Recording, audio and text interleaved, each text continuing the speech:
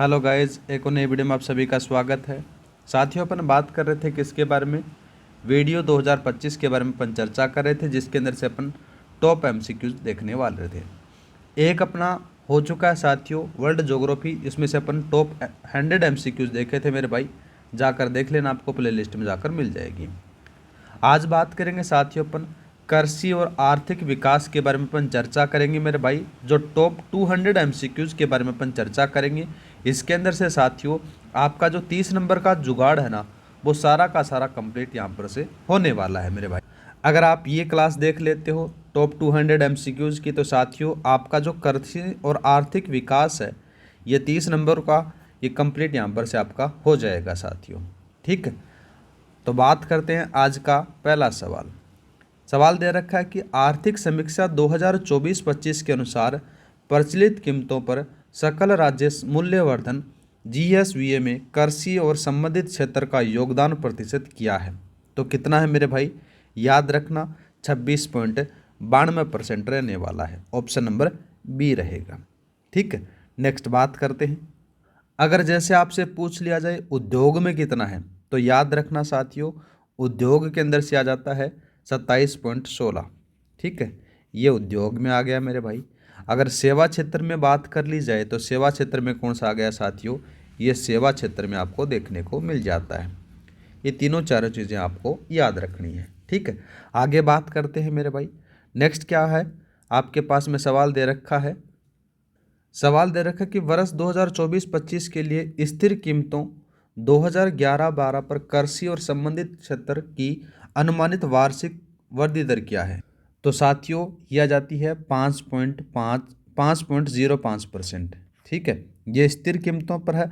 अगर आपसे पूछ लिया जाए प्रचलित कीमतों पर, तो प्रचलित मूल्य पर आपको कितनी बतानी है? तो याद रखना साथियों ये 11.44% है।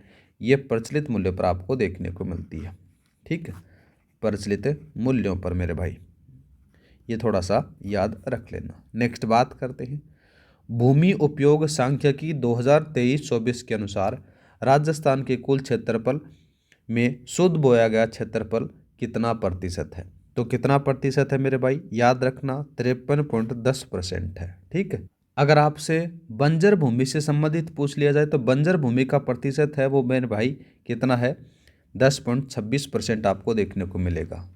एग्जामिनर कैसा भी सवाल बना दे तो आपको तैयार रहना है। ये बंजर भूमि का प्रतिशत आपको देखने को मिलेगा। और वहीं बात करें तो साथियों वानिकी का प्रतिशत है मेरे भाई, वो आपको देखने को मिलेगा 8.13% आपको देखने को मिलेगा। ये याद रखना वानिकी का प्रतिशत है। ठीक है, नेक्स्ट बात करते हैं। ऐसे सवाल भी आएंगे, मैंने सारी चीज़ों को कवर किया है जिससे आपका सिलेबस बढ़िया तरीके से तैयार हो जाए। जो आप 200 एमसीक्यूज कर लोगे तो लगभग आपका 30 नंबर का पूरा जुगाड़ बढ़िया तरीके से आपका तैयार हो जाएगा मेरे भाई। ठीक है, क्योंकि मैंने जितने भी एमसीक्यूज बनाए हैं वो सारे के सारे साथियों आपके सिलेबस को पूरा कवर करे ऐसे तैयार किए हैं। तो आपके पास में सवाल दे रखा है 4 नंबर का, कथन और कारण वाला है। पशुधन उपक्षेत्र का सकल राज्य मूल्यवर्धन में योगदान प्रचलित कीमतों पर 2024-25 में कृषि क्षेत्र के सभी उपक्षेत्रों में सर्वाधिक है। ये बात यहाँ पर से सही है। दूसरा बात करें तो पशुधन उपक्षेत्र में सर्वाधिक वार्षिक दर स्थिर कीमतों पर दर्ज की गई है। ये बात साथियों यहाँ पर से गलत आ जाती है। गलत क्यों आती है साथियों, उसी के बारे में अपन बात करें। देखो साथियों, अगर बात की जाए पशुधन का योगदान है वो 46.77% आपको देखने को मिलेगा। ठीक है, जो कि देखो साथियों फसल हो गया, वानिकी हो गया, उससे अधिक आपको देखने को मिल जाता है। अब बात करते हैं अपन जो कारण दे रखा है उसके बारे में। कारण के बारे में बात करें तो साथियों जो स्थिर कीमतों पर जो सर्वाधिक वृद्धि दर है वो मत्स्य पालन पर है मेरे भाई। किस पर है? स्थिर कीमतों पर बात करें तो मत्स्य पालन पर है। मत्स्य पालन पर है मेरे भाई, तो वो 25.89% है। ठीक है, ये थोड़ा सा याद रखना साथियों, ये दर्ज की गई है।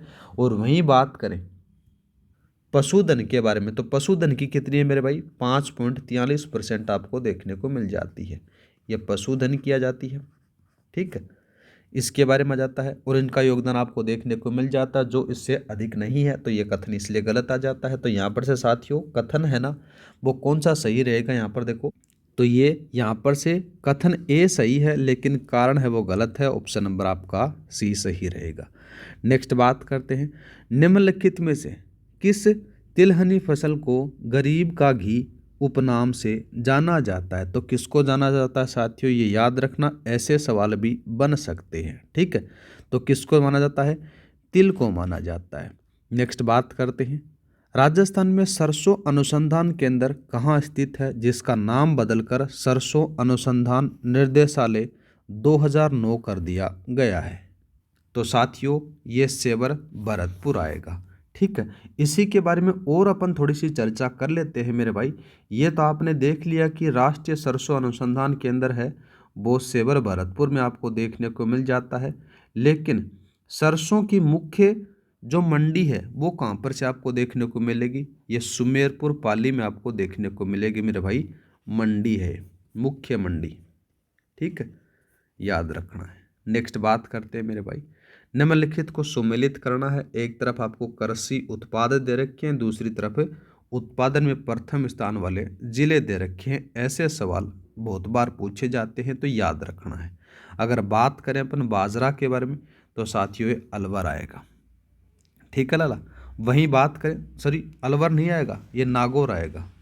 इसके बारे में थोड़ा सा देखो कौन सा आएगा, इसी के बारे में अपन बात करें तो ए में आ जाता है आपका अलवर आ गया। ठीक है, और वहीं बात करें मूंग के बारे में, तो मूंग वाला जो है साथियों वो कौन सा आएगा, यहाँ पर से बीकानेर आ जाता है।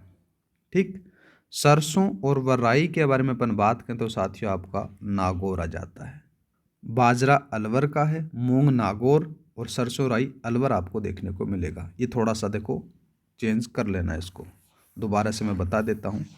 बाजरा के बारे में अपन बात करें तो देखो साथियों कौन सा आएगा, बाजरा के अंदर से सर्वाधिक आ जाता है वो आएगा आपका अलवर आएगा मेरे भाई। ठीक है, ये अलवर आ गया। वहीं बात करें अपन मूंग के बारे में, तो आपका मूंग वाला है नागौर आ जाता है मेरे भाई। और सरसों राई के बारे में अपन बात करें तो ये कौन सा आएगा साथियों, ये भी इसमें आ जाता है कौन सा, और सरसों राई वाला आ जाता है साथियों ये आपका अलवर देखने को मिल जाता है। ठीक है, तो ये थोड़ा सा अलग था, इसमें से ऑप्शन नहीं था, तो ये थोड़ा सा याद रख लेना। नेक्स्ट बात करते हैं, राजस्थान में उड़द फसल के संबंध में कौन सा तथ्य सही है वो पूछा गया है। उड़द मेरे भाई, इसके बारे में अपन बात करें तो देखो क्या जाते हैं, इसी के बारे में अपन बात करें तो जो उड़द होती है ये भूमि की उर्वरकता शक्ति बढ़ाने वाली फसल है, ये थोड़ा सा याद रखना है। ठीक है, और सर्वाधिक उत्पादन या फिर बोया गया क्षेत्रफल है वो कौन सा आता है साथियों, इसका एक तो बूंदी आता है। ठीक है, और बूंदी के साथ में बात करें तो साथियों टोंक आता है, ये 2 जिले हैं। नेक्स्ट बात करते हैं, नेक्स्ट सवाल दे रखा कि राजस्थान में जेली, और दूसरा बात दे रखा है साथियों यहाँ पर से मार्मलैंड बनाने के लिए उपयुक्त फल किन्नू का सर्वाधिक उत्पादन किस कृषि जलवायु क्षेत्र में होता है? तो साथियों ये होता है सिंचित उत्तर पश्चिमी मैदानी क्षेत्र वन बी में होता है। ये थोड़ा सा याद रखना साथियों। इसके अंदर से साथियों गंगानगर और हनुमानगढ़ जिले शामिल हैं, याद रखना है। नेक्स्ट बात करते हैं, बहुउद्देश्य परियोजनाएं जिन्हें पंडित जवाहरलाल नेहरू ने आधुनिक भारत का नवीन मंदिर कहा था, उनका मुख्य कृषि योग्य कमांड क्षेत्र कितना होता है? तो कितना होता है मेरे भाई, इसी के बारे में अपन बात करें तो उनका कमांड क्षेत्र आपको देखने को मिलेगा 10,000 हेक्टेयर से अधिक आएगा। ऑप्शन नंबर आपका सी सही रहेगा। ठीक है, नेक्स्ट बात करते हैं, हर खेत को पानी उपलब्ध कराने के उद्देश्य से शुरू की गई प्रधानमंत्री कृषि सिंचाई योजना के लिए नोडल विभाग कौन सा है? ठीक है, तो नोडल विभाग कौन सा आएगा मेरे भाई, याद रखना उद्यानिकी की विभाग आपको देखने को मिलेगा। नेक्स्ट बात करते हैं, एशिया का सबसे बड़ा कृषि फार्म केंद्रीय कृषि फार्म सूरतगढ़ श्रीगंगानगर की स्थापना किस देश के सहयोग से की गई थी? तो किस देश के सहयोग से की गई थी मेरे भाई, ये याद रखना सोवियत संघ रूस के सहयोग से की जाती है। और कब की जाती है मेरे भाई, ये 15 अगस्त की बात आती है। कब की बात आती है, 15 अगस्त 1956 को इसकी स्थापना की जाती है, याद रखना है। ठीक है, ये थोड़ा सा याद रख लेना साथियों। और एशिया का सबसे बड़ा फार्म है, ये याद रखना। दूसरा बात करें तो साथियों नाम आता है केंद्रीय कृषि फार्म। कौन सा नाम आता है मेरे भाई, याद रखना कौन सा आता है, केंद्रीय कृषि फार्म अपन बोल सकते हैं, कृषि फार्म। ये केंद्रीय कृषि फार्म है मेरे भाई, ये आपको जेतसर में मिलेगा।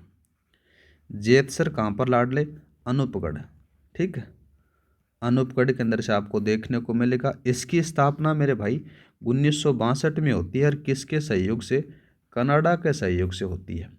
नेक्स्ट बात करते हैं इंदिरा गांधी नहर परियोजना आईजीएनपी की ऐतिहासिक पृष्ठभूमि के संबंध में बीकानेर राज्य के पानी की आवश्यकता रिपोर्ट किस अभियंता ने भारत सरकार को सौंपी थी। तो साथियों ये कंवर सेन के द्वारा सौंपी जाती है। नेक्स्ट बात करते हैं आईजीएनपी का, जहाँ पर नाम आए तो याद रखना साथियों, ये आ जाता है आईजीएनपी का इंदिरा गांधी नहर परियोजना, ये थोड़ा सा याद रखना। सवाल क्या दे रखा है कि आईजीएनपी के संदर्भ में मुख्य नहर का अंतिम छोर वर्तमान में कहाँ तक है और प्रस्तावित विस्तार कहाँ तक है, ऐसे सवाल भी बन सकता है। ठीक है साथियों, इसके बारे में अपन बात करें तो इसका जो अंतिम छोर है वो मोहनगढ़ जैसलमेर है मेरे भाई। कहाँ पर है, अंतिम छोर है वो मोहनगढ़ जैसलमेर है, ठीक है। और दूसरा बात करें जो प्रस्तावित छोर है वो गडरा रोड भी बाड़मेर आपको देखने को मिल जाता है। ऑप्शन नंबर आपका बी सही रहेगा। नेक्स्ट बात करते हैं माही बजाज सागर परियोजना के संबंध में निम्नलिखित में से कौन सा तथ्य सही है, वो पूछा गया है। कौन सा तथ्य सही है वो देखते हैं अपन। सबसे पहले बात करें तो देखो साथियों ये आएगा, यह राजस्थान का सबसे लंबा बांध 3109 मीटर है, याद रखना है, ऑप्शन नंबर बी सही रहेगा। दूसरा बात करें तो साथियों माही बजाज सागर बांध है, ये बोरखेड़ा बांसवाड़ा में आपको देखने को मिलेगा। राजस्थान का सबसे लंबा बांध है, ये भी याद रखना। यह आदिवासी क्षेत्र का सबसे बड़ी परियोजना है और 100% विद्युत उत्पादन है साथियों, ये राजस्थान को आवंटित होता है, याद रखना है। और सबसे ऊंचा बांध बात करें तो साथियों कौन सा है मेरे भाई, जाखम बांध है, याद रखना है। कौन सा आता है, जाखम बांध है, तो ये यहाँ पर से गलत हो जाता है, ठीक है। और दूसरा दे रखा है कि कडाना बांध 100% लागत व लाभ है राजस्थान का, राजस्थान का नहीं है मेरे भाई, ये गुजरात का है, ठीक है। किसका जाता है, गुजरात का जाता है। दूसरा बात करें तो साथियों ये बताया गया कि यह परियोजना केवल सिंचाई के लिए उपयोग की जाती है, तो ये गलत आ जाता है, तो ऑप्शन नंबर आपका भी सही रहेगा। ऐसे सवाल बनते हैं तो सारा का सारा जिस प्रकार से एग्जामिनर घुमा सकता है मैंने उन क्वेश्चनों को घुमाने की कोशिश की है। नेक्स्ट बात करते हैं, सवाल दे रखा कि लूनी बेसिन का संक्रमण मैदान क्षेत्र सेकंड बी की मिट्टी का प्रकार क्या है। तो मिट्टी के प्रकार के बारे में बात करें तो साथियों लाल मरुस्थली मृदा और सिरोजियम मृदा आपको देखने को मिलती है, ऑप्शन नंबर आपका बी सही रहेगा। नेक्स्ट बात करते हैं सिंचाई परियोजना और उनके लाभान्वित मुख्य जिलों को सम्मिलित करना है, ठीक है। ऐसे सवाल बहुत बार बनते हैं, थोड़ा सा याद रखना। पहला बात करते हैं भीखाबाई सागवाड़ा नहर, ये देखो साथियों कहाँ से संबंध इससे कनेक्ट होगा, इसके बारे में बात करें तो साथियों ये आएगी आपका डूंगरपुर आ जाता है, ठीक है मेरे भाई। दूसरा बात करते हैं भीखाबाई सागवाड़ा नहर है, ये माही परियोजना के दाईं तरफ से है, तो ये थोड़ा सा याद रख लेना। इसके जो लाभान्वित जिला है वो आपको डूंगरपुर देखने को मिलेगा। दूसरा बात करें तो साथियों पीपल खूंट हाई लेवल केनाल है ना, ये कहाँ से आपको देखने को मिलेगी साथियों, ये बांसवाड़ा और प्रतापगढ़ से संबंधित है, तो ये आ जाती है इससे। दूसरी नाम आ जाता है जोधपुर लिफ्ट नहर है, तो ये जोधपुर से आपको देखने को मिलेगी, तो उसका जो ऑप्शन सही रहेगा साथियों वो कौन सा रहने वाला है, ए सही रहेगा। नेक्स्ट बात करते हैं, नेक्स्ट सवाल क्या दे रखा है कि गंग नहर का उद्घाटन शिवापुर हेड गंगानगर पर किस वायसराय ने 26 अक्टूबर 1927 को किया था। तो साथियों ये किया था किसके द्वारा, ये आ जाता है गंग नहर के निर्माण के बारे में अपन बात हो रही है, तो इसका जो ऑप्शन सही रहेगा वो कौन सा रहेगा, यहाँ पर से ये आ जाता है लॉर्ड इरविन के द्वारा किया गया था, ठीक है। दूसरा बात करें तो साथियों पहले गंगानगर का नाम था रामनगर, इस रामनगर को चेंज कर दिया गया साथियों क्या, गंगानगर, ये थोड़ा सा याद रखना, बदला। नेक्स्ट बात करते हैं कथन और कारण वाला जाता है, कथन और कारण वाले क्वेश्चनों के बारे में अपन बात करें तो देखो साथियों, आपके पास में क्या दे रखा है। परवन वरत बहुउद्देश्य सिंचाई परियोजना में झालावाड़, कोटा, बारां जिलों को सिंचाई और पेयजल सुविधा मिलेगी। तो साथियों ये बात सही है। दूसरा बात करें, इस परियोजना का एक प्रमुख उद्देश्य शेरगढ़ वन्य जीव अभ्यारण्य के लिए 16 मिलियन घन मीटर जल आरक्षित करना है। ये बात भी सही है साथियों। देखो साथियों, लेकिन जो कारण है वो कथन की सही व्याख्या नहीं कर रहा है। ऑप्शन नंबर आपका बी सही रहेगा। नेक्स्ट बात करते हैं।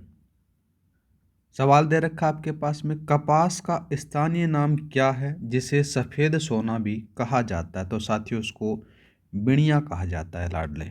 ठीक है, नेक्स्ट बात करते हैं।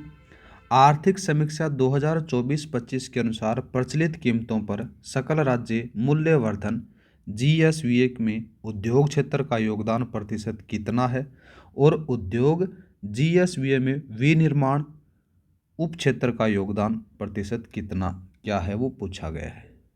तो बात की जाए साथियों, देखो साथियों यहाँ पर से प्रचलित कीमतों पर जीएसवीए में उद्योग क्षेत्र का जो योगदान है मेरे भाई वो कितना मिलेगा आपको, 27.16% मिलेगा। ठीक है, दूसरा बात करें विनिर्माण के बारे में।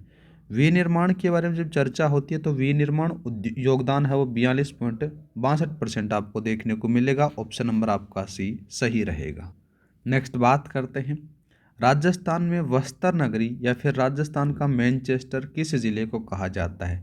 तो सभी टाइप के सवाल बनाए गए हैं जिस प्रकार से एग्जामिनर सोचकर बनाता है कि मीडियम हो गया, फिर हार्ड हो गया, फिर सरल हो गया, इस प्रकार से सवाल बनाए गए हैं। तो साथियों भीलवाड़ा है उसको क्या कहा जाता है, राजस्थान का मैनचेस्टर कहा जाता है। ठीक है, नेक्स्ट बात करते हैं साथियों। आपके पास में सूती वस्त्र मिलों और उनकी स्थापना और विशेषताओं को सम्मिलित करना है।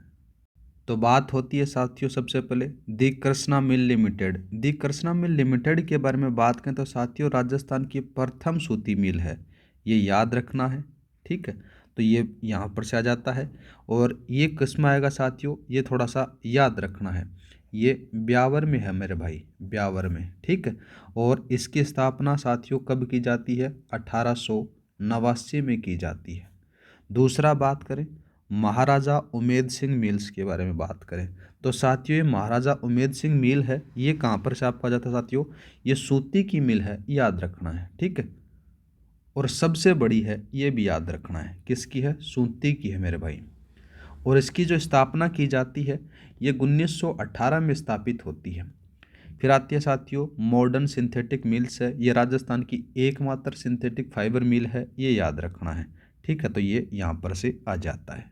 और ज़्यादा पूछे तो ये कहाँ पर है, तो ये याद रखना साथियों कोटपुतली बहरोड में आपको देखने को मिलेगी। कहाँ पर मिलेगी साथियों, याद रखना है ये कोटपुतली बहरोड में। ठीक है, तो आपका जो ऑप्शन सही रहेगा इसमें से कौन सा सही रहेगा साथियों, ए में दूसरा आ रहा है, बी में पहला आ रहा है, सी में तीसरा, तो ऑप्शन नंबर ए सही रहेगा। नेक्स्ट बात करते हैं सीमेंट उत्पादन में राजस्थान का राष्ट्रीय स्तर का कौन सा स्थान है। तो कौन सा स्थान है मेरे भाई, प्रथम स्थान आपको देखने को मिलेगा। ठीक है, ये थोड़ा सा याद रखना है। और विश्व में चीन पहले पर है, याद रखना, और भारत है वो दूसरे स्थान पर आपको देखने को मिलेगा। और राजस्थान में जो सर्वाधिक उत्पादन होता है, उत्पादन वाला जो सीमेंट का है वो चित्तौड़गढ़ जिला है, याद रखना है। नेक्स्ट बात करते हैं राजस्थान का पहला सीमेंट कारखाना कौन सा है जो वर्तमान में अडानी समूह द्वारा संचालित है।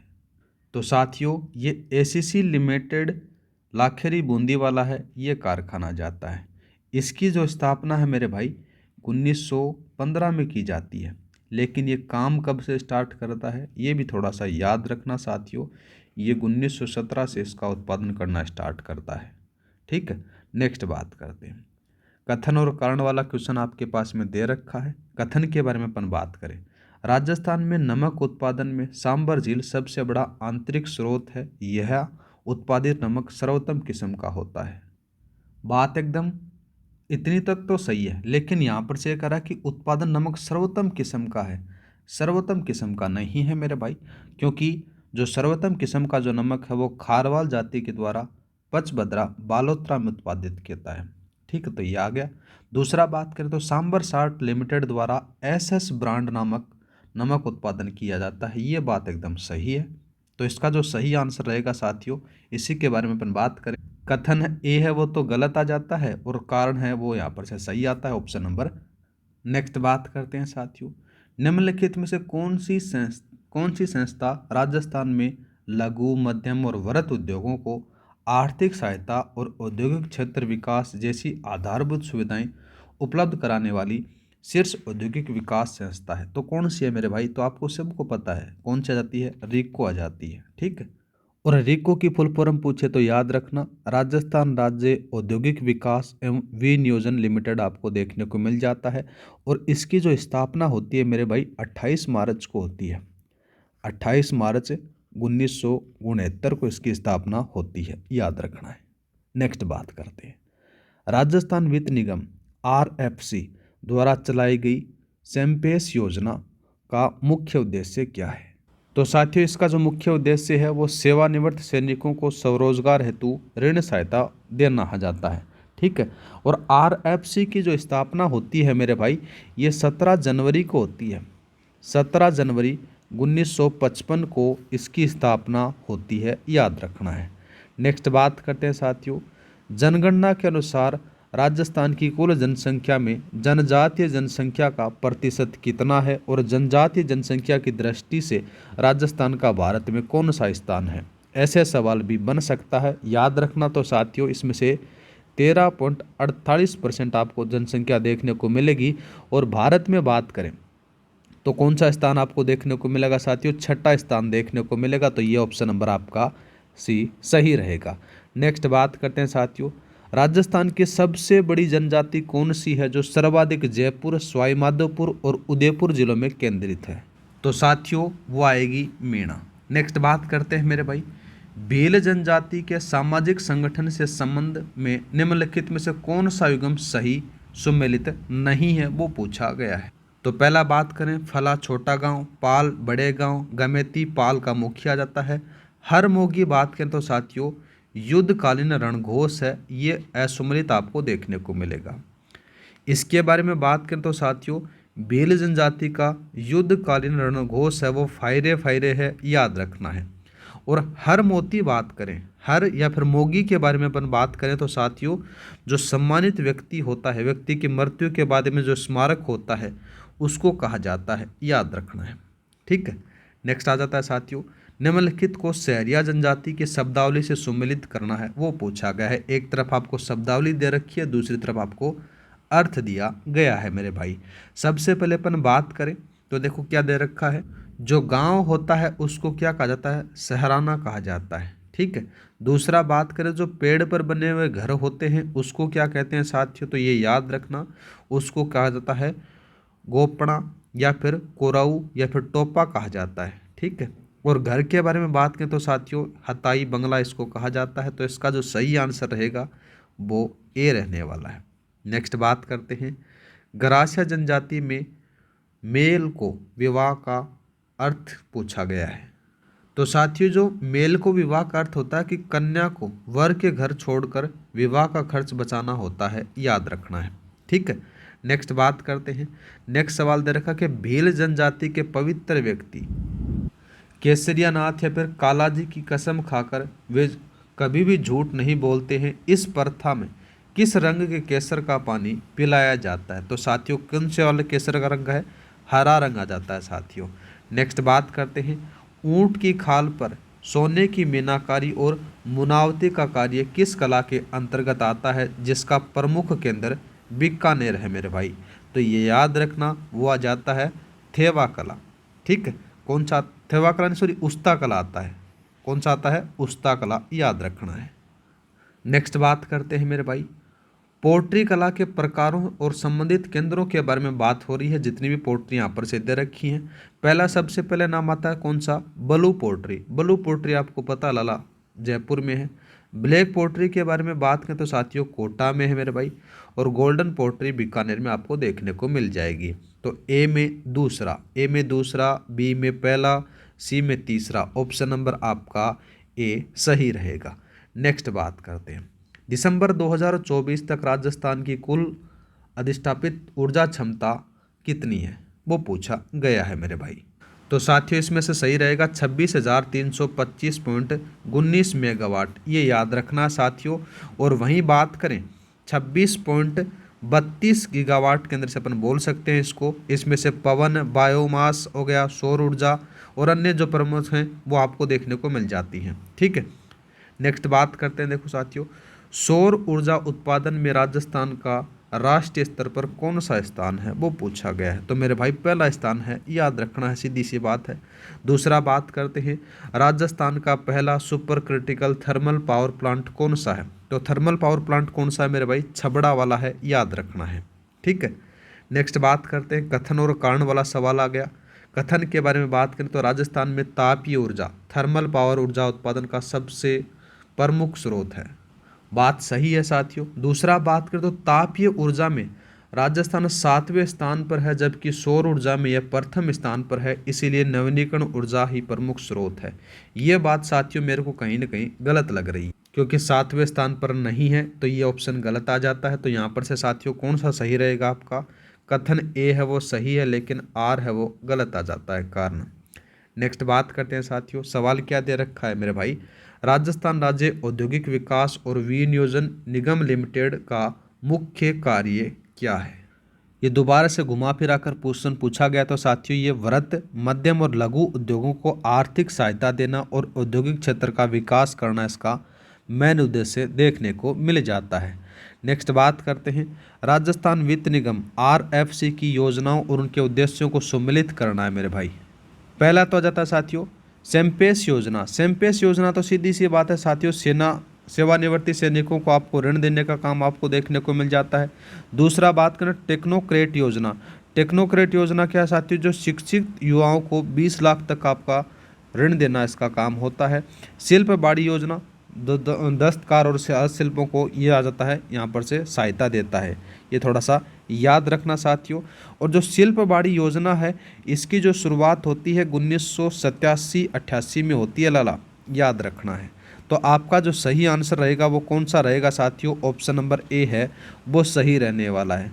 नेक्स्ट बात करते हैं, निर्यात संवर्धन परिषद 2023-24 के अनुसार राजस्थान के कुल निर्यात 83,704.24 करोड़ में सर्वाधिक योगदान टॉप 2 में देने वाली वस्तुएं कौन सी हैं। तो साथियों इसमें से इंजीनियरिंग वस्तुएं और रत्न आभूषण देखने को मिलेंगी। वहीं बात करें इंजीनियरिंग वस्तुओं का परसेंटेज है मेरे भाई 19.82%, ये याद रखना। दूसरा बात करें रत्न आभूषणों का है वो 13.36% आपको देखने को मिल जाता है। और धातुओं के बारे में बात करें, धातुएं कितनी बतानी है मेरे भाई, 11.78% बतानी है। ठीक है, नेक्स्ट बात करते हैं, राजस्थान MSME अधिनियम 2019 के तहत MSME इकाइयों को पावती प्रमाण पत्र जारी होने के बाद कितने वर्षों तक अनुमोदन और निरीक्षण की से छूट मिलती है। तो साथियों वो 5 साल तक मिलती है। नेक्स्ट बात करते हैं, राजस्थान में अकाल की ऐतिहासिक शब्दावली में जब भोजन, पानी और चारे तीनों की कमी होती है तो उसको क्या कहते हैं। तो साथियों उसको क्या कहा जाता है, तो आपको सीधा सा पता है, उसको त्रिकाल कहा जाता है, त्रिगुणीय काल के नाम से जाना जाता है। नेक्स्ट बात करते हैं, ऐसा सवाल बहुत बार पूछा जाता है, 56वां अकाल किस विक्रम संवत में पड़ा था जिसके कारण यह नाम पड़ा। तो कब पड़ा था मेरे भाई, विक्रम संवत 1956 में पड़ा था। नेक्स्ट बात करते हैं, कथन और कारण वाला सवाल आ जाता है। कथन और कारण वाले में बात करें तो साथियों मरु विकास कार्यक्रम बोले तो डेजर्ट डेवलपमेंट प्रोग्राम DDP का वित्त पोषण वर्तमान में केंद्र सरकार और राज्य सरकार द्वारा 75-25 अनुपात में किया जाता है, बात सही है मेरे भाई। आगे बात करें कारण के बारे में, यह कार्यक्रम 1977-78 में शुरू किया गया था, जिसका मुख्य उद्देश्य मरुस्थलीकरण को रोकथाम करना है। ये बात भी यहाँ पर से सही है, लेकिन साथियों जो कारण है वो कथन की सही व्याख्या नहीं कर रहा है, थोड़ा सा याद रखना। और जो मरु विकास कार्यक्रम मरुस्थलीकरण को रोकने हेतु वर्तमान में 16 जिलों में चल रहा है, याद रखना है साथियों। ठीक है, तो यहाँ पर से आपका कथन नंबर बी वाला सही रहेगा। नेक्स्ट बात करते हैं, भारत में स्थानीय स्वशासन लोकल सेल्फ गवर्नमेंट का मैग्ना कार्टा लॉर्ड रिपन के प्रस्ताव को माना जाता है। इसी कारण लॉर्ड रिपन को भारत में स्थानीय स्वशासन का क्या कहा जाता है? तो साथियों उसको क्या कहा जाता है ये याद रखना। स्थानीय स्वशासन के जनक उसको कहा जाता है। ऑप्शन नंबर सी सही रहेगा। नेक्स्ट बात करते हैं, भारतीय संविधान के किस अनुच्छेद में ग्राम पंचायतों के गठन का प्रावधान है जो गांधी जी की ग्राम स्वराज्य की अवधारणा पर आधारित है? तो साथियों अपन पढ़ते हैं किसमें, संविधान के भाग चौथे में नीति निर्देशक तत्व के अनुच्छेद 40 में ग्राम पंचायतों के गठन का प्रावधान है जो गांधी जी के ग्राम स्वराज्य की संकल्पना पर आधारित है। तो आपका ऑप्शन नंबर सी सही रहेगा। नेक्स्ट बात करते हैं, स्वतंत्रता के बाद पंचायती राज के विकास के चरणों को संबंधित प्रधानमंत्रियों से सुमेलित करना है। ठीक है, पहला बात करते हैं अपन स्थापना काल। स्थापना काल के बारे में अपन बात करें तो साथियों जवाहरलाल नेहरू आएगा।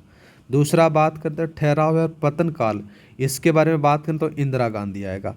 और स्वर्ण काल बात करें तो राजीव गांधी आ जाता है मेरे भाई। तो आपका ऑप्शन नंबर ए सही रहेगा। नेक्स्ट बात करते हैं 73वें संविधान संशोधन 1992 के तहत पंचायत समिति के प्रधान के विरुद्ध अविश्वास प्रस्ताव लाने के संबंध में कौन सा प्रावधान सही है? तो इसका जो सही आंसर रहेगा मेरे भाई, अविश्वास प्रस्ताव कार्यकाल के पहले 2 साल और अंतिम 1 साल में नहीं लाया जा सकता, ये भी याद रखना। यह केवल तीसरे और चौथे और अधिकतम 2 बार लाया जा सकता है, ये भी याद रखना। तीसरा और चौथे में लाया जा सकता है और मैक्सिमम बात करें तो मेरे भाई ये 2 बार लाया जा सकता है। और इसे पारित करवाने के लिए 3/4 सदस्यों की आवश्यकता जरूरी है। ठीक है, नेक्स्ट बात करते हैं, पंचायत समिति की बैठकों के लिए आवश्यक कोरम कितना निर्धारित किया गया है? तो साथियों 1/3 सदस्य याद रखना है, सी सही रहेगा। ये भी थोड़ा सा याद रखना, 2 माह में 1 बैठक जरूरी है, जबकि राजस्थान सरकार के अनुसार हर माह में 1 बैठक जरूरी है। ठीक है, नेक्स्ट बात करते हैं, कथन और कारण वाला सवाल आ जाता है मेरे भाई। इसके अंदर से बात करें तो देखो, जिला योजना समिति डीपीसी की संरचना का निर्धारण राज्य विधानमंडल द्वारा किया जाता है, जिसमें सदस्यों की संख्या संविधान में उल्लेखित नहीं है। तो साथियों ये बात सही आती है। सही क्यों आती है? जब अपन आर्टिकल 243 ZD के तहत संरचना का निर्धारण राज्य विधानमंडल करता है और संविधान में सदस्यों की संख्या का उल्लेख नहीं है। राज्य में 25 सदस्य समिति होने के कारण आपको यहाँ पर से क्या देखने को मिलेगा, 25 सदस्य समिति होती है, ये याद रखना है। दूसरा बात करें तो साथियों, जिला योजना समिति का मुख्य उद्देश्य पंचायतों और नगर पालिकाओं द्वारा तैयार की गई योजनाओं का समेकन करके पूरे जिले के लिए एक एकीकृत विकास योजना बनाना जाता है। ये बात भी मेरे भाई सही है, लेकिन ये जो कारण है ना, कथन की सही व्याख्या नहीं करता है। ऑप्शन नंबर आपका बी सही रहेगा। नेक्स्ट बात करते हैं, राजस्थान में पंचायत समिति के पदेन सदस्य कौन होते हैं जो बैठक में भाग ले सकते हैं लेकिन मतदान नहीं कर सकते? ऐसा सवाल बहुत बार बनता है, तो ये याद रखना साथियों। इसका जो सही आंसर रहेगा वो कौन सा रहेगा? ग्राम पंचायतों के सरपंच और संबंधित विधायक और लोकसभा सांसद ये भाग लेते हैं लेकिन मतदान नहीं कर सकते। नेक्स्ट बात करते हैं, गिरते भूजल स्तर को रोकने और जल संरक्षण हेतु शुरू की गई अटल भूजल योजना में भारत सरकार का सहयोगी कौन है? तो कौन आ जाता है मेरे भाई? भारत सरकार का जो सहयोगी आ जाता है वो विश्व बैंक आ जाता है मेरे भाई। ठीक है, इसके बारे में बात करें तो अटल भूजल योजना है, ये 1 अप्रैल, कब? 1 अप्रैल 2020 से शुरू होती है, याद रखना है। जिसके अंदर से साथियों भारत और वर्ल्ड बैंक दोनों का सहयोग आपको देखने को मिलेगा। 50% भारत सरकार का है और 50% वर्ल्ड बैंक का आपको इसमें से सहयोग देखने को मिल जाता है। ठीक है, आगे बात करें तो साथियों ये 7 राज्यों में लागू है। कितने पर है?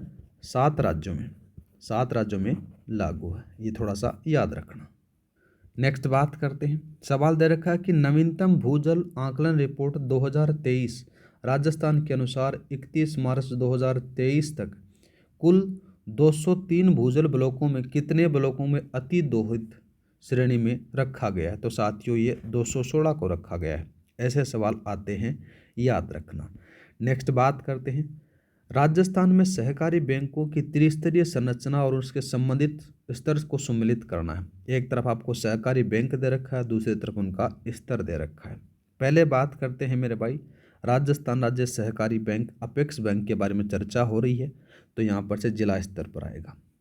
केंद्रीय सहकारी बैंक के बारे में अपन बात करें तो केंद्रीय जो देखो ये तो शीर्ष स्तर पर आएगा, सॉरी ये तो शीर्ष स्तर पर आ जाता है। और केंद्रीय सहकारी बैंक के बारे में अपन बात करें तो कौन सा आएगा मेरे भाई, ये आ जाता है यहाँ पर से जिला स्तर पर आपको देखने को मिल जाता है। इनकी संख्या मेरे भाई 29 है, याद रखना है। और प्राथमिक कृषि सहकारी साख समितियों में तो ग्राम स्तर पर आपको देखने को मिल जाती है। तो आपका जो सही आंसर रहेगा वो ए रहेगा मेरे भाई। नेक्स्ट बात करते हैं राष्ट्रीय स्तर पर दुग्ध उत्पादन में राजस्थान का कौन सा स्थान है। तो कौन सा स्थान है मेरे भाई, दूसरा स्थान है। ठीक है, दूसरा। पहला स्थान किसका है, उत्तर प्रदेश का जाता है। ठीक है, नेक्स्ट बात करते हैं राजस्थानी कहावत है पग पुगल धल कोटड़े बाहे बाड़मेर जावे लादे जोधपुर ठाओ जैसलमेर, अकाल से संबंधित है। इसमें ठाओ जैसलमेर का क्या अर्थ है, ऐसा सवाल बन सकता है। तो साथियों इसमें से आएगा कि जैसलमेर में अकाल की चर्चा हमेशा रहती है। नेक्स्ट बात करते हैं सहकारी आंदोलन के ऐतिहासिक विकास के संदर्भ में राजस्थान की कौन सी रियासत पहला सहकारी अधिनियम 1915 लागू करने वाली रियासत थी। तो वो कौन सी आ जाती है मेरे भाई, भरतपुर थी। ठीक है, नेक्स्ट बात करते हैं इसके बारे में अपन बात करें तो राजस्थान में जो सहकारी आंदोलन है वो 1904 में होता है मेरे भाई। और 1904 में अजमेर से शुरू होता है मेरे भाई। कहाँ से होता है, अजमेर से शुरू होता है, याद रखना है। ठीक है, और रियासतों में बात करें, ठीक है, रियासतों के अंदर से बात होती है। रियासतों में मेरे भाई भरतपुर से स्टार्ट होता है। ठीक है, भरतपुर पहली रियासत थी, याद रखना। जिसके बाद में कोटा आ जाता है। भरतपुर में कब हुई थी, 1915, ये भी आपने याद रखना है। दूसरा बात करें दूसरी रियासत अगर आपसे पूछ ली जाए तो इसके बारे में पर आपको कौन सा बताना है, कोटा आ गई। कोटा के अंदर से 1916 में जाता है। ठीक है, 1916 हो गई। और इसी के साथ में साथियों बीकानेर आ जाता है। बीकानेर, बीकानेर में कब होती है, 1926 में होती है। और एक आती है लाडले, अलवर आती है मेरे भाई। तो अलवर 1934 आ जाती है, ये थोड़ा सा याद रख लेना। नेक्स्ट बात करते हैं पंचायती राज को लोकतांत्रिक विकेंद्रीकरण का जनक किसने कहा जाता है। तो साथियों बलवंत राय मेहता को कहा जाता है, याद रखना है।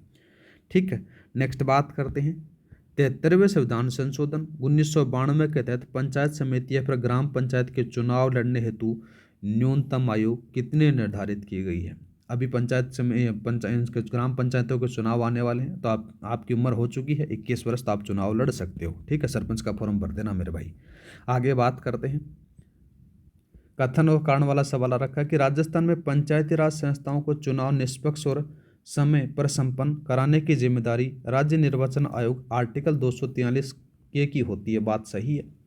नेक्स्ट बात करें राज्य निर्वाचन आयोग के प्रमुख राज्य निर्वाचन आयुक्त की नियुक्ति प्रधानमंत्री की सलाह पर राज्यपाल द्वारा की जाती है। ठीक है, यहाँ पर से देखो क्या बता रहा है, यहाँ पर से देखो मैंने रखी एक चीज़, यहाँ पर से क्या हुई, ये प्रधानमंत्री की सलाह नहीं ली जाती इसमें, ये बात यहाँ पर से गलत आती है। तो साथियों यहाँ पर से कौन सा सही रहेगा, इसी के बारे में अपन बात करें तो कथन ए तो सही है लेकिन आर गलत आता है। नेक्स्ट बात करते हैं 73वें संविधान संशोधन से संबंधित निम्नलिखित संवैधानिक अनुच्छेदों को उनके प्रावधानों से सम्मिलित करना है। पहला बात करते हैं अनुच्छेद 243 आई के बारे में अपन बात करें तो साथियों इसका जो सही रहेगा, इसमें से आपको क्या देखने को मिलेगा मेरे भाई, इसमें आ जाता है राज्य वित्त आयोग का गठन देखने को मिलेगा। दूसरा बात करें अनुच्छेद 243 के में क्या है मेरे भाई, इसके बारे में बात की जाए तो साथियों राज्य निर्वाचन आयोग का गठन मिलेगा। अनुच्छेद 243 जेड में बात करें तो जिला योजना समिति आपको देखने को मिल जाती है। ठीक है, तो आपका जो सही आंसर रहेगा वो ए रहेगा। नेक्स्ट बात करते हैं साथियों जिला योजना समिति के सदस्यों की कुल संख्या क्या है मेरे भाई, इस संख्या में कितने सदस्य निर्वाचित होते हैं वो बात हो रही है। तो इसका जो सही आंसर रहेगा मेरे भाई कुल 25 सदस्य होते हैं, जिसमें से 4/5 सदस्य निर्वाचित होते हैं। ऑप्शन नंबर आपका बी सही रहेगा। नेक्स्ट बात करते हैं पंचायत समिति के प्रधान के विरुद्ध अविश्वास प्रस्ताव लाने के लिए कुल सदस्य संख्या का कितना बहुमत आवश्यक होता है। तो कितना बहुमत आवश्यक होता है मेरे भाई, इसके बारे में बात करें तो कुल सदस्यों का 3/4 सदस्यों का बहुमत आवश्यक होता है। नेक्स्ट बात करते हैं, गरीबी रेखा का निर्धारण करने हेतु किस समिति ने पहली बार कैलोरी उपभोग को आधार, जिसमें से ग्रामीण 2400, शहरी 2100 बनाया था? तो वो कौन रहता था मेरे भाई? इसी के अंदर से बात करें तो वो आ जाता है यहाँ पर से, वो आएगा दांडेरकर रथ समिति, आपको देखने को मिल जाता है। ठीक है, नेक्स्ट बात करते हैं, सुरेश तेंदुलकर समिति 2009 द्वारा 2011-12 में निर्धारित गरीबी रेखा के अनुसार ग्रामीण क्षेत्रों में गरीबी रेखा प्रति व्यक्ति प्रतिमाह उपभोग व्यय कितनी थी? तो कितनी बताई गई है? वो आ जाता है मेरे भाई 816। नेक्स्ट बात करते हैं, गरीबी मापन से संबंधित समितियों, रिपोर्टों, उनकी विशेषताओं को सम्मिलित करना है। सबसे पहले बात करें दांडेरकर रथ समिति। दांडेरकर रथ समिति क्या कहती है मेरे भाई? ये कहती है 2155 या फिर 2009 कैलोरी मापक आपको बताती है। ठीक है, ये नहीं बताती, ये आएगी आपको 2250 कैलोरी मापक बताती है। लेकिन जो सुरेश तेंदुलकर समिति है ये क्या बताती है मेरे भाई? ये बताती है आपको व्यय आधारित पद्धति पर गरीबी रेखा बताती है। और एक आ जाती है रंगराजन समिति, ये आपको बताती है 2155 से लेकर 2090 कैलोरी मापक बताती है। तो आपका जो ए ऑप्शन सही है ये आएगा। नेक्स्ट बात करते हैं, राष्ट्रीय शहरी आजीविका मिशन कब शुरू किया गया? तो कब शुरू किया गया मेरे भाई? इसी के अंदर से बात करें तो यह आ जाता है 25 सितंबर की बात आती है और 25 सितंबर 2014 को स्टार्ट होता है। नेक्स्ट बात करते हैं मेरे भाई, सवाल दे रखा कि मनरेगा के तहत यदि काम गांव से 5 किलोमीटर के दायरे से बाहर दिया जाता है तो श्रमिकों को कितनी अतिरिक्त मजदूरी दी जाएगी? 10% अतिरिक्त मजदूरी दी जाती है मेरे भाई। नेक्स्ट बात करते हैं यहाँ पर से, दूसरा कौन सा था कि मुख्यमंत्री ग्रामीण रोजगार गारंटी योजना के तहत मनरेगा के 100 दिन पूरे होने पर सहरिया, खेरवा, खतौड़ी जनजातियों को विशेष योग्यजन श्रमिकों को कितने दिन का अतिरिक्त रोजगार दिया जाएगा? तो साथियों उनको अतिरिक्त दिन का जो रोजगार है वो 100 दिन का दिया जाएगा। नेक्स्ट बात करते हैं, इंदिरा गांधी शहरी क्रेडिट कार्ड योजना 2021 के तहत शहरी ज़रूरतमंद युवाओं, स्ट्रीट वेंडरों को स्वरोजगार के लिए बिना ब्याज और बिना गारंटी अधिकतम कितना ऋण उपलब्ध करवाया जाता है? तो कितना उपलब्ध करवाया जाता है मेरे भाई? इसके अंदर से बात की जाए तो ये आ जाता है यहाँ पर से 50,000 रुपये तक का। ठीक है, नेक्स्ट बात करते हैं मेरे भाई, आर्थिक समीक्षा 2024-25 के अनुसार स्थिर कीमतों 2011-12 पर सकल राज्य घरेलू उत्पाद जीएसडीपी की अनुमानित वार्षिक वृद्धि दर कितनी है? तो वार्षिक वृद्धि दर मेरे भाई कितनी आपको देखने को मिलेगी? वो मिलेगी 7.82%। ठीक है, नेक्स्ट बात करते हैं, प्रचलित कीमतों पर 2024-25 सकल राज्य मूल्य संवर्धन जीएसवीए में सेवा क्षेत्र का योगदान प्रतिशत आपसे पूछा गया है। तो 45.92% पूछा गया है। ठीक है, नेक्स्ट बात करते हैं, कथन और कारण वाला सवाल आपके पास में आ रखा है। पहला बात करें, आर्थिक समीक्षा 2024-25 के अनुसार स्थिर कीमतों पर 2011-12 राजस्थान की प्रति व्यक्ति आय में अखिल भारत की प्रति व्यक्ति आय की तुलना में अधिक वृद्धि दर्ज की गई। बात सही है। दूसरा बात करें, दूसरा जाता साथियों, प्रचलित कीमतों पर 2024-25 में अखिल भारत की प्रति व्यक्ति आय 2,162 रुपये आपको देखने को मिलेगी। वहीं बात करें तो राजस्थान की प्रति व्यक्ति आय है वो 1,85,053 से अधिक आपको देखने को मिल जाती है। तो देखो साथियों यहाँ पर से आपका कथन है वो ये भी सही है, लेकिन व्याख्या नहीं कर रहे एक दूसरे की, तो आपका ऑप्शन नंबर बी लगा दो, यहाँ पर से सही रहेगा। नेक्स्ट बात करते हैं, बजट 2025 की मुख्य थीम क्या है जिसका लक्ष्य वर्ष 2030 तक राजस्थान को 350 अरब डॉलर की अर्थव्यवस्था बनाना है? तो साथियों इसकी जो थीम आपसे पूछी जा रही है वो कौन सी रहेगी मेरे भाई? ग्रीन रहेगी, ये याद रखना है। ठीक है, नेक्स्ट बात करते हैं मेरे भाई, सवाल क्या दे रखा कि बजट 2025-26 के अनुसार मुख्यमंत्री निःशुल्क बिजली योजना के अंतर्गत प्रति माह की बिजली यूनिट सीमा 100 यूनिट से बढ़ाकर कितनी कर दिया गया है? तो साथियों यहाँ पर से 150 यूनिट कर दी गई है। नेक्स्ट बात करते हैं, राजस्व घाटा 2025-26 के बजट अनुमोदनों के अनुसार कितना अनुमानित किया गया है? तो वो साथियों आएगा 31,041 करोड़ आपको देखने को मिलेगा।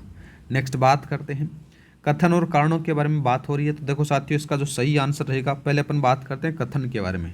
कथन क्या कर रहा है कि आर्थिक समीक्षा 2024-25 के अनुसार राजस्थान का सकल राज्य घरेलू उत्पाद जीएसडीपी में राजस्थान भारत के सकल घरेलू उत्पाद जीएसडीपी में योगदान स्थिर मूल्यों पर 4.90%, प्रचलित मूल्यों पर बात करें तो 5.26% की तुलना में कम है। ठीक बात है। स्थिर मूल्यों पर गणना करने पर मुद्रास्फीति के प्रभाव को हटा दिया जाता है, जिससे वास्तविक उत्पादन कम दिखाई देता है। ये बात भी सही है। दोनों चीज़ें आपको देखने को मिलेंगी और ये सही आपका कौन सा रहेगा साथियों? ऑप्शन नंबर ए सही रहेगा। कारण है वो कथन एक ही सही व्याख्या कर रहा है।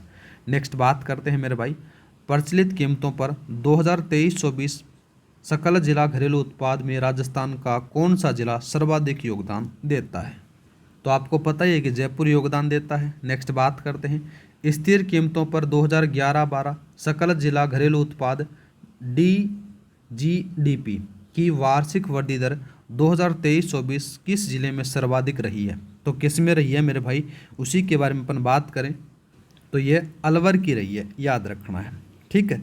दूसरा बात करें, देखो स्थिर कीमतों पर बात हो रही है ये, ठीक है। नेक्स्ट बात करते हैं, और जबकि वृद्धि दर किसकी रही है साथियों? ये जयपुर की रही है। ठीक है। नेक्स्ट बात करते हैं, आपके पास में कथन कारण वाला सवाल दे रखा है। देखो कथन के बारे में अपन बात करें, कथन क्या दे रखा है मेरे भाई? यहाँ पर से कथन दे रखा है कि प्रचलित कीमतों पर 2024-25 अखिल भारत की प्रति व्यक्ति आय यहाँ पर से 2,162 रुपये दे रखी है। राजस्थान की प्रति व्यक्ति आय दे रखी है 1,85,053 रुपये से अधिक आपके पास में। ठीक है। स्थिर कीमतों पर 2011-12 राजस्थान की प्रति व्यक्ति आय की वार्षिक वृद्धि दर 8.88%, अखिल भारत की प्रति व्यक्ति आय की वृद्धि दर 5.3% से अधिक आपको देखने को मिलेगी। दोनों सही है मेरे भाई, लेकिन जो कारण है वो कथन की सही व्याख्या नहीं कर ला लाडले, तो ऑप्शन नंबर आपका बी सही रहेगा। नेक्स्ट बात करते हैं, बजट 2025-26 घोषणा के अनुसार मानदेय कर्मियों, जिसमें से मिनी आंगनबाड़ी, आशा सहयोगिनी आदि के मानदेय में कितने प्रतिशत वृद्धि की गई है? तो कितने परसेंट की गई है? 10% की गई है। नेक्स्ट बात करते हैं, बजट 2025-26 में जल जीवन मिशन के समय सीमा को बढ़ाकर कब से कब तक कर दिया गया? तो साथियों 2028 तक कर दिया गया है। नेक्स्ट बात करते हैं, Rajasthan institute for transforming and innovation की स्थापना कब और इसका अध्यक्ष कौन होता है? तो साथियों इसको इंपॉर्टेंट लगा लेना मेरे भाई। इसकी जो स्थापना होती है 13 मार्च 2024 को होती है। इसका अध्यक्ष मुख्यमंत्री होता है। नेक्स्ट बात करते हैं, सवाल दे रखा कि किस तिलहनी फसल को गरीब का घी या फिर तिलहनी फसलों की रानी कहा जाता है? तो साथियों किसको कहा जाता है? ये याद रखना, तिल को कहा जाता है मेरे भाई। नेक्स्ट बात करते हैं, राजस्थान में सर्वाधिक उत्पादन 2024-25 वाले खाद्यान्न और तिलहन फसलों का समूह का कौन सा उद्गम सही है, वो पूछा गया है। देखो साथियों इसमें से कौन सा रहेगा? कुल तिलहन में तो बात करें तो साथियों तीसरा स्थान देखने को मिलेगा। कौन सा मिलेगा? तीसरा स्थान देखने को मिलेगा। और बाजरा में बात करें तो साथियों पहला देखने को मिलेगा। ये सवाल आ चुका है, पता नहीं अधीनस्थ बोर्ड में आया है फिर आरपीएससी में आया, पर आ चुका है। नेक्स्ट बात करते हैं, ये दोबारा से आएगा इसलिए मैं थोड़ा सा आपको रिपीट बता देता हूँ। देखो साथियों बाजरा में है मेरे भाई, बाजरा में तो पहला स्थान है, ठीक है ना। और दूसरा बात करें तो साथियों सरसों राई, ठीक है, सरसों व राई में बात करें तो मेरे भाई इसमें भी पहला स्थान देखने को मिलेगा। दलहन में बात करें, किस में बात करें मेरे भाई? दलहन में आपको तीसरा स्थान देखने को मिलेगा।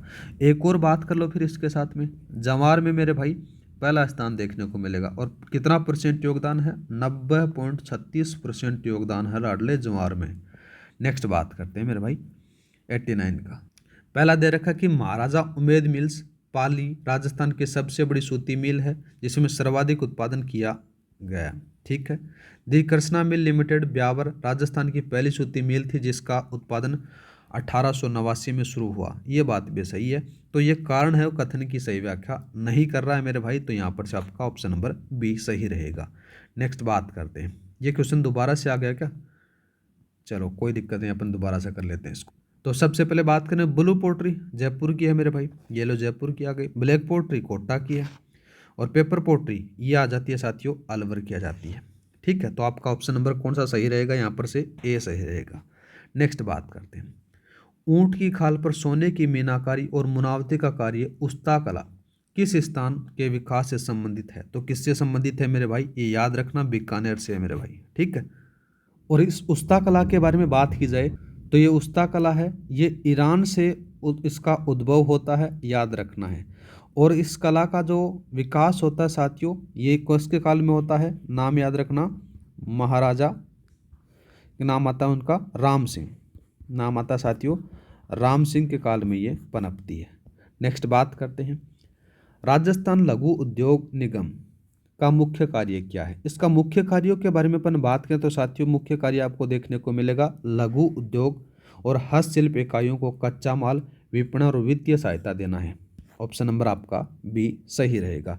इसकी जो स्थापना होती है साथियों 3 जून को होती है, 3 जून 1961 को इसकी स्थापना होती है, याद रखना है।